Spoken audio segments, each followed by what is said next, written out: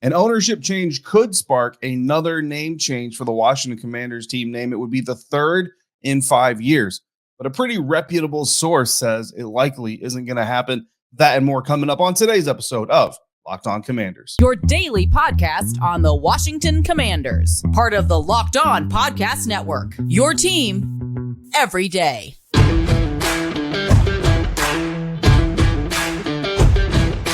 Welcome, Commanders fans, to the Locked On Commanders podcast, part of the Locked On Podcast Network, your team every day. This is your daily podcast covering the Washington Commanders, so please subscribe or follow for free on YouTube or wherever you listen to your podcast so you always get the latest episodes when they drop. I'm David Harrison, credential member of the media covering the Commanders for Commander Country, a part of Sports Illustrated's FanNation, and you can find me here, there, or on Twitter at dharrison82 or text me anytime at 202-760-2644. Thank you to you for making the Locked On Commanders podcast your first listen or your first view of the day. Today, we're asking if the Washington Commanders could be in the trade-up market on day one of the NFL draft. We're dispelling one ownership rumor, and we're looking at some boom or bust prospects that the Commanders could take a chance on. But first, the Washington Commanders franchise is here to stay, even if its owner likely, probably, almost assuredly, is not. And that is according to team president Jason Wright via Matt Parras of the Washington Times, who told Parras, quote, "No, because they're business folks," when asked about the new ownership group potentially changing the name from Washington Commanders. Continuing on by saying, quote, "They're thinking about how we can continue to grow attendance, how we can continue to drive up the value of the business, how we can invest in a championship. It's about winning, a healthy business, and a new venue. Those are the big priorities," end quote. Now, this is a question that's come up several times. I've done a couple of radio spots on various stations here in the past week or so, and this topic has come up in each of those appearances and conversations about whether or not a new ownership group could potentially change the name from Washington Commanders. And I gave the same answer that I'm going to say here. And Jason Wright, certainly, I mean, he's been, I don't know how much he's been involved in direct conversations with these ownership groups or the tours and all these things, but obviously he is somewhat involved in this process and would know more than I would sitting here talking about it. But the potential of the team name change is one that obviously is interesting to fans, right? Because coming into the first name change, first of all, wasn't all that well received, wide and far. Certainly, there are folks who kind of understand it, and certainly there are reasons behind it that we don't need to necessarily rehash all these years later here on today's program. But that team moniker, Washington Football Team, was brought in. A lot of people made fun of it. It became memes. It became, the butt of made the team the butt of the joke, or the butt of the NFL joke, all that stuff, right? But after a couple seasons, honestly, a lot of people have started to grow on them. I've got, there's friends of mine that are Washington Commanders fans that still to this day say that they would actually prefer to have Washington Football Team back and just keep it that way. But coming into the search for the new team name, how much of the fan influence was actually a part of that new team name search, and how much of it wasn't really is still up to debate. Obviously, some of the evidence, some of the signs point to not being so much of a fan involved decision process. But as the names, as the options kind of progressed, I think the favorite by and far was Red Wolves. Obviously, did not get done. There are multiple reasons that potentially didn't get done, and a lot of people think that it had to do with money and not wanting to pay for the license to be able to use the name. And certainly that's a possibility and a decision that was made above my pay grade or your pay grade, unfortunately. So there's a lot of people who wonder if a new ownership group comes in, could they change the name to maybe Red Wolves? Could they loosen the pocketbooks up to go pay for that license and to be able to bring that in? And the answer is sure they could, right? There's nothing that says that an NFL ownership group can't come in and change the name of the franchise. There are some stipulations on how far ahead the NFL needs to have, the proposal, and it's got to be approved, and how long before they can actually enact it, all those other things. So it won't be like an overnight change, even if it happened. But there's no guarantee that it's actually going to happen because, and I think Jason Wright is on the right path here. When you're talking about running the business at the end of the day, and this is what we said when the name Washington Commanders was unveiled, right? If the Washington Commanders win, then that name is going to become synonymous with winning. And then when that name becomes synonymous with winning, then people are going to appreciate it even more. And honestly, you go back to Washington Football Team, like we're getting ready to come into the second season of Washington Commanders football. by the time a third season comes around, fourth season comes around, you know, some people may on occasion, you might say, oh, I remember back when the name came out, I didn't like it and I still don't really like it. But if there's a Super Bowl championship behind it, are you going to go buy a Super Bowl t-shirt, a Super Bowl hat, hoodie, whatever? You know, probably, because that's what fans do, right? And that becomes a way of making that name become important to a fan base and to a community and all those things. So that's the first step, right? Investing in the championship. And that's what Jason Wright was talking about here. And that's why I think, to me, the front runner on this whole deal has to be the Josh Harris group, right? Josh Harris himself has a sports ownership background, some success, some lesser success, right? But I think the key thing to kind of look at there is, like, specifically with the Philadelphia 76ers, there's an attempt to build a franchise that can be a big playmaker or a big player in the NBA championship race for years to come. The whole trust the process situation, it didn't work out. You know what I mean? At least not up to this point, it hasn't worked out. But the 76ers were good for a really, you know, good period of time. They've had some good players come in and out of that organization. So I think that when you look at, you know, him or this group potentially owning your favorite NFL team, at least you have history and you have something to say. I know that this ownership group will want to develop a winning organization, and that's evidence of that, obviously. And then you flip over to the involvement or reported involvement of Earvin Magic Johnson, and Magic, a championship caliber player in his own right during his own career, Hall of Famer, all those things. But then also minority owner of the Los Angeles Dodgers, who go on to win a World Series championship. I don't remember if it was the exact same year he bought in or how long, you know, what the correlation is. But bottom line is, you have to believe that Magic Johnson, yes, the Los Angeles connection obviously is potentially there as well, but you have to believe the Los Angeles Dodgers were a bottom of the barrel, you know, scraping the bottom of the minor league system, farm system talent, all that stuff organization, not willing to spend money, then he probably isn't getting involved. But you look at Magic and his business ventures, not just in sports, but in real estate and other things, just since he's retired from the National Basketball Association. Like, he's a guy who wants to win. He doesn't want to go out there and do things just to make a little bit of money. He wants to go out there and he wants to be the best at whatever he's doing. So that's why I like that group. I think the NFL would appreciate that group. And to me, it's just kind of a gut feeling. I feel like that's probably the leader in the clubhouse, unless Jeff Bezos comes in the final hours and just kind of swoops in there. So winning is key, right? Winning is key, but also running a healthy business. And that's why I like the Harris group as well. You've got the sports ownership facet of it. You've got the former athlete facet of it. You know, in Magic, didn't play NFL football, but he knows what it's like to be an athlete. He knows what it's like to be under the microscope. I mean, look, the way he exited the NBA, a huge news ordeal, and he navigated it, went through it, lived through it, came out successful on the other side. So he kind of knows what's going to go into that.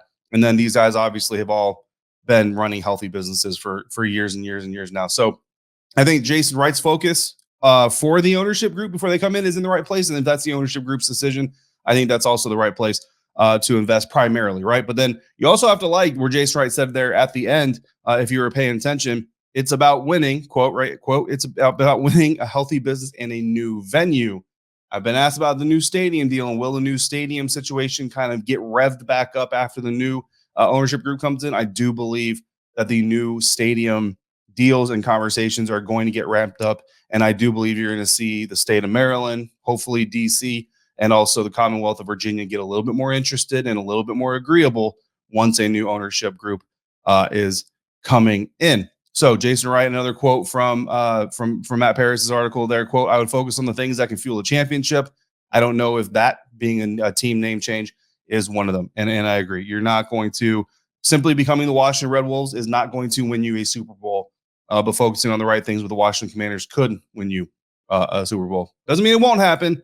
Just means that there are other priorities that come ahead of maybe changing the name again for a third time in 5 years. Plus, if you went out and bought Washington football team gear and Washington Commanders gear, do you really want to go buy more new team name gear? Maybe you do. And that's why we call fans fanatics, right? For a reason. Passionate and you love your team. Coming up next, speaking of your team, speaking of people or things that can help them win, PFF laid out some boom or bust draft picks at each position in the NFL draft. Guys that can do great or guys that can fizzle out and do almost nothing. And we're going to look at some that the Washington Commanders could be interested in this April next on today's episode of Locked On Commanders, part of the Locked On Podcast Network, your team every day. And we're going to do that thanks to our buddies over at Built Bar. Built March Madness bracket has been here. We know your favorite bar or puff is near and dear to your heart. So now's your time to make it count by going to builtmarchmadness.com to vote for your favorites. We're now into the Built 8, and I am incredibly disappointed that the GOAT lemon dipped cheesecake puff was upset in the Built 16 by that double chocolate bar. But you know what? It's okay, because double chocolate, you're getting your butt whooped by brownie batter puff. I guarantee it. That's going to happen. My favorite's no longer in the running, and that does suck a little bit for me, but I can still vote for my remaining favorites. And when I do, I'm going to be entered, just like you can be entered, to be one of 50 lucky Locked On listeners that are going to get a free box of Built products. Not only that, but one Locked On fan is going to get 12 months of Built delivered directly to your door with a 12-month subscription to Built for free. Built Bar is the best protein bar on the market. So good for you, but tastes amazing while delivering high amounts of protein with just a little bit of sugar and covered in 100% real chocolate. So run, don't walk to BuiltMarchMadness.com right now. Vote for your favorite bar or puff and pick up a box of them while you're there. That's Built March Madness on Built.com. Built different.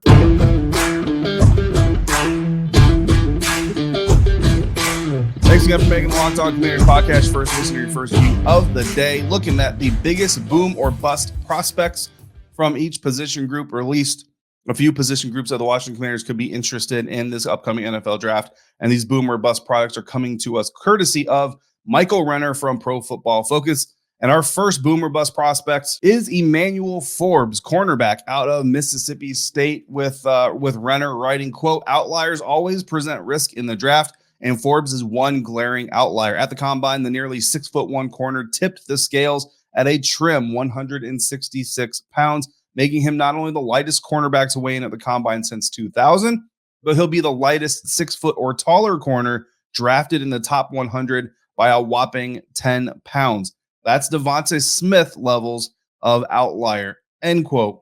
And looking at mock drafts, looking at some speculation here, it looks like Forbes is a second round range type of guy. And now we talk about range, right? Because I've seen him mocked in the first round. I've seen him recently mocked in the first round to the Washington Commanders at number 16. We'll talk more about the cornerback position, specifically how it relates to the Washington Commanders to pick number 16. But when you look at a guy like Forbes, right? So the boomer bust aspect here, the talent is obviously there. The athleticism is obviously there. There's ball skills. There's all the things from a traits standpoint that you want in an NFL cornerback, but the dude is small, right? He's got a wiry frame. The concern is going to be that he's going to get pushed around. They already brought in Cam Dantzler from the Minnesota Vikings, and talking to Luke Braun of the Locked On Vikings podcast, those are some of the concerns of him coming in. But he also, Cam Dantzler, that is, also didn't test very well. Emmanuel Forbes at least tested well, but still kind of has that frame. And you look at the Devontae Smith comparison. I mean, Washington Commanders fans, you are familiar with Devontae Smith from a very intimate standpoint. And I got to say, my first time seeing him play in a stadium was this last season in the home game for the Washington Commanders at FedEx Field. And we all know, we don't need to rehash all the details of it, but we all know he had a pretty good game. And honestly, what I came away with most impressed of about Devontae Smith was not just that he had a really good game, but the way that he had a good game. I mean, he had a good game out physicaling some guys, some Washington Commanders defenders, specifically Kendall Fuller. And Kendall Fuller, not known as the most physical, aggressive corner, got it, you know what I mean? But Devontae Smith came into that game playing a brand of football as an NFL wide receiver that honestly I did not expect to see out of a guy with his dimensions and his build. Much more of a finesse type player. That's pretty much what I expected. But he kind of showed the whole cliche of it's not the size of the dog in the fight, it's the size of the fight in the dog. He showed that it still applies to today's NFL. So the question about Emmanuel Forbes, his frame is small, he's athletically talented. At the end of the day, what's going to keep him from getting pushed around the NFL field by some of these bigger wide receivers? It's the size of the fight that he's got in him. And in those interviews, in those conversations, and then watching him on film against top level college competition, the Washington Commanders have to decide, does he have enough fight in him as the dog in this fight to uphold or to withstand some of the more physical wide receivers in the National Football League? And are the Washington Commanders willing to take a risk on him in the second round? And then again, the second round is kind of where we're talking about that range. I know, again, we've seen him mocked in the first round. I'm talking second round here. If he's there in the second round, and the Commanders have not taken a cornerback in the first round, then yes, I would be willing to take a risk on Emmanuel Forbes. I think the athletic traits are there enough. I think you can look at the film and you can kind of see the success that he's had in college and say that, yes, there's probably enough fight in him to learn how to adapt his frame and his body to the NFL game, and taking that risk in the second round versus the first round, much more comfortable with that. As far as the first round is concerned, I'm honestly probably not. I'm probably not going to come into it and say, look, because at the end of the day, it's not the size of the dog in the fight, it's the size of the fight in the dog, but there's a limit to that too, right? And some guys are just going to be a little too small. And right now, you look across the NFC East, and the only one you really have to worry about is A.J. Brown with Philadelphia Eagles, but that could change in 1 year's draft class for agency period. And that's just not something I would be willing personally to invest a first-round pick in, given the shape of my defense right now, and I'm going to need him to contribute almost immediately. So that's Emmanuel Forbes. Willing to take the risk as far as I'm concerned in the second round, not as willing in the first round. We'll see what the Washington Commanders do if he is on the board. Our next boomer bust prospect here from PFF's Michael Renner is North Dakota State interior offensive lineman Cody Mock. Quote, Renner writes, quote, interior line is traditionally seen as a quote unquote safer position, and the data backs that up to a degree. It's rare to see those who play at a high level in college at either guard or center truly fall flat at the next level. That made this a difficult position to pinpoint a player for the boom or bust label. While I'd bet on Mock booming rather than busting, there's still some aspects of his prospect profile that give me pause. 1, he played only 16 snaps on the interior in 6 seasons for the Bison. 2, the massive leap up in competition from North Dakota State to the NFL. 3, he's still a work in progress in pass protection with very limited reps in a run-heavy offense. Unknowns don't necessarily mean he's incapable, but they do make prospects like Mock a touch riskier in some ways. End quote. Draft range on Cody Mock is in the third round, and I will tell you unequivocally that if he is available in the third round and we do not see an Osiris Torrance or a Steve Avila already taken off the board by the Washington Commanders, I'm absolutely taking a flyer on Cody Mock in the third round. In fact, I'd be willing to take a flyer on him in the second round. Now, and that's not to say that I'm discounting Renner's concerns here. Cody Mock was a tackle in college primarily, came into the Senior Bowl, and essentially that was kind of the first vision we got to see of him really transitioning to that guard position. And I think he did really, really well. Now, he did really, really well in the Senior Bowl.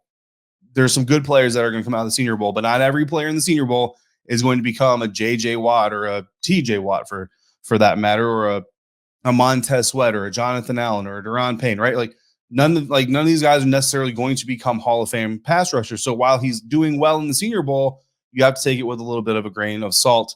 But when you're talking third round, third round, you typically want to get some use out of a guy. But when you're looking at an offensive lineman in the third round, you're kind of okay with a developmental guy who has really, really high upside. And if you can get Cody Mock to the top of his upside, you are going to have a starting interior offensive lineman for a really, really long time. And you can look at him and honestly say, is there a chance that he becomes a starter year one? Yes, absolutely. There's a chance that he has the ability to become a starter year one. But if you need to wait till year 2, year 3, let him be a depth guy, let him develop for a season or two, you're okay with that. Because again, if he reaches the height of his potential, he is going to be a dude for a very long time on your offense. Next, boom or bust prospect from Michael Renner from Pro Football Focus is Oregon State tight end Luke Musgrave, with Renner writing, quote, Musgrave is a well-proportioned 6'6" and 251-pound tight end who can get away and stay away from defenders, a rarity at the position. He's also by far the least productive among the tight end prospects in the class. 3 different tight ends generated more receiving yards this past season alone than Musgrave did in 4 seasons at Oregon State. He didn't help his case either by dropping 9 of his 56 career catchable passes for the Beavers. End quote. Musgrave has a projected draft range of going in the second round. So there's some concerns there for Luke Musgrave. There's a reason why he's behind Dalton Kincaid. He's behind Michael Mayer. He may be behind some other guys as well. There's a lot of tight ends in this class, and everybody's going to kind of have their own flavor. Me personally, honestly, I don't even have him ranked as my number 1 tight end in this class necessarily, but I would love to see the Washington Commanders take a chance on Georgia tight end Darnell Washington personally. But if Luke Musgrave is there in the second, and if he's the top tight end on the board, would I be okay with the Washington Commanders taking a flyer on Luke Musgrave? I would. I think that he fits kind of what Eric Bieniemy is used to coming from out of Kansas City. You have a guy like Travis Kelce, not the greatest blocker in the NFL, but he knows how to run routes. He knows how to separate from defenders and find space. Travis Kelce, again, also wasn't the most highly touted tight end in the coming out of the NFL draft, a former quarterback at the University of Cincinnati, all those things. So you just got to work with him, right? Why is Luke Musgrave as high? The Travis Kelce draft pick was much less of a risk than taking a guy like Luke Musgrave in the second round. Well, everybody knows those pass catching tight ends are making a big difference in today's NFL. Logan Thomas, as much as we love him, he's been struggling with injuries. He's been struggling with inconsistencies. John Bates looked like, he was probably the better draft pick of his draft class, but then in year two, basically kind of looked like the same dude. Really didn't take that step forward that you kind of want to see. Cole Turner struggle with injuries his rookie year.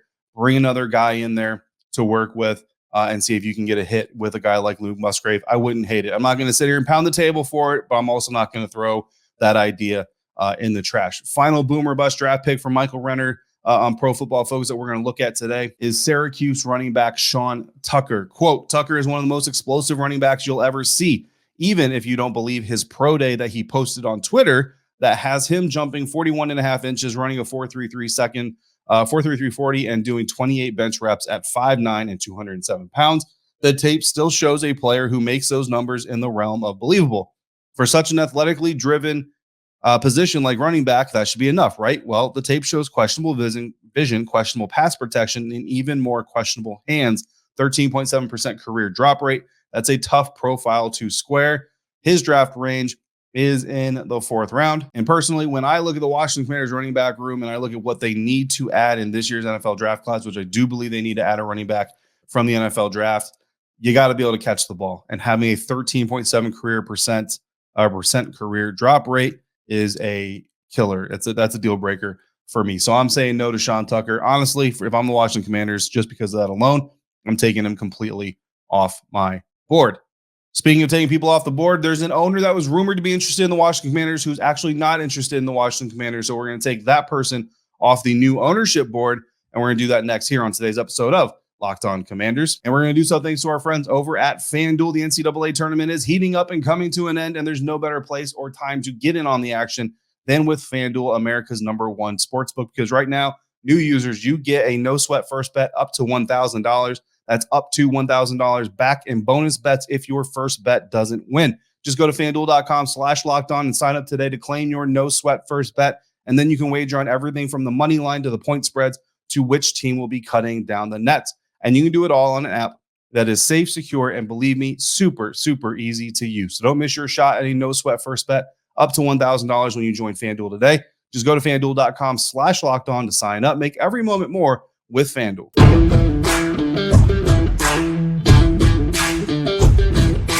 Final segment here on today's episode of Locked On Commanders. Fox Business reported earlier this week that Dallas Mavericks owner Mark Cuban was quote-unquote eyeing the Washington Commanders, purchasing the Washington Commanders. Well, my boss at Sports Illustrated's FanNation, Mike Fisher, who covers Dallas sports and has been covering Dallas sports for a long time, personally spoke with Mark Cuban, who said, quote, "I love basketball, period, end of story," end quote. So no, Mark Cuban is not interested in buying the Washington Commanders. He loves basketball, and that's the end of the story.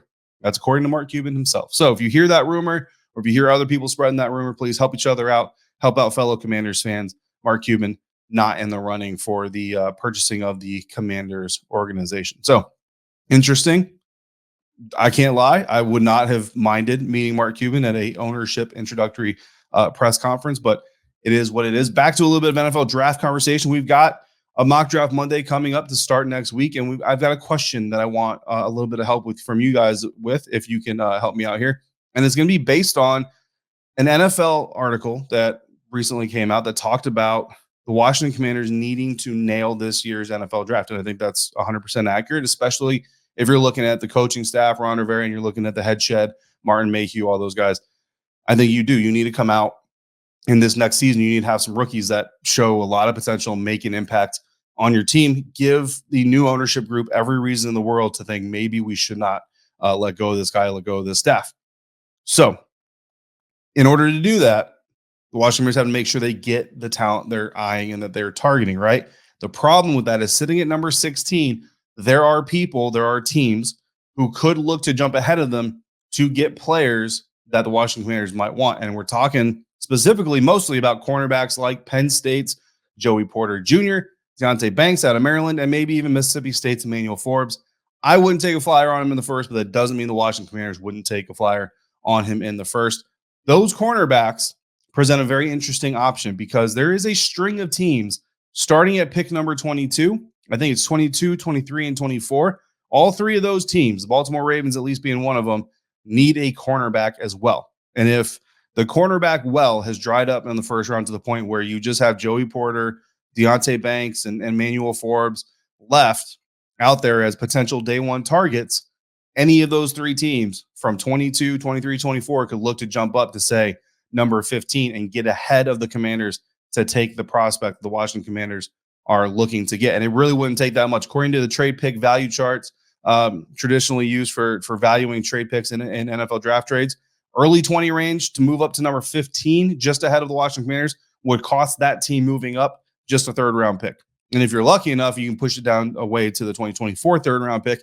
You don't even have to use this year's third-round pick in order to make that happen. So the Washington Commanders have to be aware of that potential, and I'm sure that they are aware of that potential. But the question really is how much does that impact their own draft strategy? Because the 20s are within range, striking distance, right? But the team that owns the 17th overall pick, that's the real threat. And that's the Pittsburgh Steelers because they need a cornerback.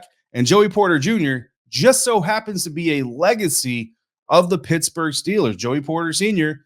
played for the Pittsburgh Steelers for a very, very long time, did a lot of things for them in that franchise. The Pittsburgh Steelers would fill a need by getting Joey Porter Jr., and they would put a lot of fans in a very good place, sell a lot of jerseys, probably sell some extra tickets by bringing Joey Porter Jr. into the organization. And the Green Bay Packers sitting at 15, according to most people's draft needs. I don't cover the Green Bay Packers, so I'll kind of have to take it at the word of guys like NFL.com and the draft dudes and all that. The Green Bay Packers don't need a cornerback in the first round. So would the Green Bay Packers trade back from 15 to 17 with the Pittsburgh Steelers? 100%. So the next question is, would the Green Bay Packers trade back from 15 to 16 and let the Washington Commanders move up to that spot so they could get Joey Porter Jr.? I know a lot of Commanders fans. I know you like Joey Porter a lot, Joey Porter Jr. a lot. I have some concerns. They're not fair concerns because they are a transfer of what we saw with William Jackson, and I'm transferring them on to Joey Porter Jr. I acknowledge that and I own that, but those are my concerns. But again, I wouldn't hate to see Joey Porter Jr. running around in a Commander's uniform. But again, the question is, if he gets past number 10, do you, if you're the Washington Commanders, start looking at a trade up knowing that the Pittsburgh Steelers are sitting there, the Baltimore Ravens are sitting there, and there's multiple other teams within 10 or so picks of the Green Bay Packers potentially able to trade up to get a cornerback. So my question to you, Commanders fan, is there a prospect? Is it Joey Porter Jr.? Is there another prospect that if they get past number 12 or number 10, you want the Commanders to trade up? Doesn't have to be to number 11, could be 12, 13, 14, 15. But is there a prospect that if they make it far enough down the board, you want the Washington Commanders to start looking at trade up to go get that guy before one of the teams behind them trade up ahead of the Commanders to get that same guy? Let me know who the guy you want is. Drop him in the comments here on YouTube, or if you're listening in audio form, hit me up on Twitter, dharrison82, or email me at lockedoncommanders@gmail.com. That's question. We're going to answer that question on our Mock Draft Monday episode, and we're probably going to dive into some mock draft scenarios, kind of look at what that might look like and what the ramifications of that trade could be if you're the Washington Commanders. Until then, I want to thank you again for making Locked On Commanders your first listen or your first view of the day. For your second, please check out the Locked On NFL Scouting podcast with the draft dudes, from free agency to the draft, salary cap management, and more. NFL experts Kyle Krabs and Joe Marino take you inside what it's like to build a successful NFL franchise. Find Locked On NFL Scouting with the draft dudes wherever you get your podcasts and on YouTube. I will be back Monday, Mock Draft Monday coming up. We're going to dive into this potential trade-up scenario, but we're also going to talk about some other things. If you want to get in on the fun, if you want to submit a mock draft to be reviewed for Mock Draft Monday, send them in to the email at lockedoncommanders@gmail.com or on Twitter, or text me at any time. Just send me a screenshot of that mock draft to 202-760-2644. Signing off for today, I'm David Harrison, staff writer for Commander Country, part of Sports Illustrated's FanNation. Find me there, find me here, find me on Twitter at dharrison82. Until we speak again, If you're out and about, please be safe this weekend. Be kind to one another. And I'll see you right back here next time for another episode of Locked On Commanders, part of the Locked On Podcast Network, your team every day.